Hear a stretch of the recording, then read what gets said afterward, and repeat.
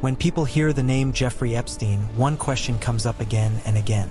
Who else was actually held accountable? Rumors spread online. Lists of names circulate. Speculation grows. But what did investigators really confirm? And who was formally charged or convicted in court? In this video, we focus only on verified facts, not internet theories.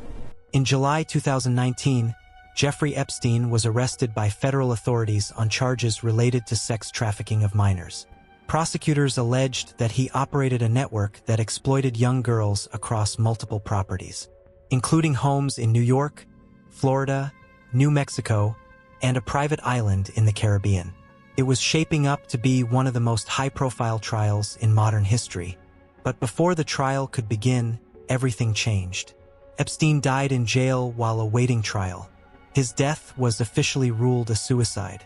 Legally, that meant the criminal case against him ended immediately.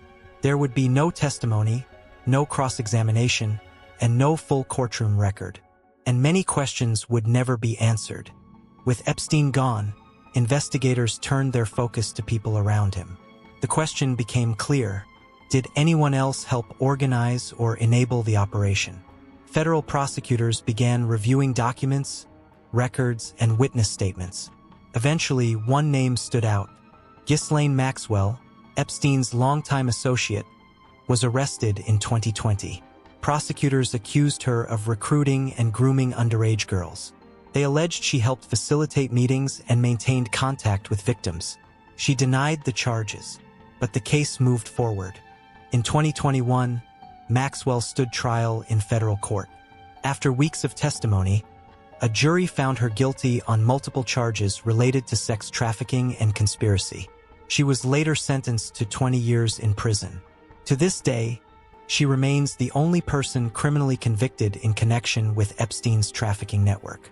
Another figure investigated was Jean-Luc Brunel, a French modeling agent.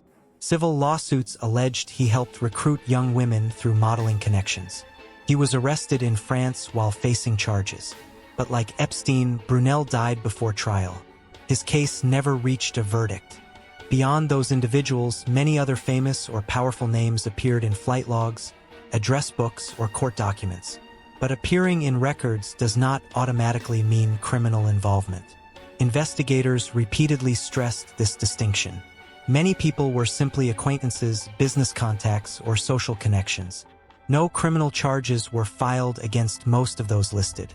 Because Epstein died before trial, much of the full story was never tested in court. Without testimony or cross-examination, the public was left with partial answers.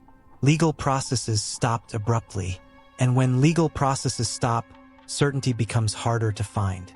Today, the Epstein investigation stands as a reminder of something important.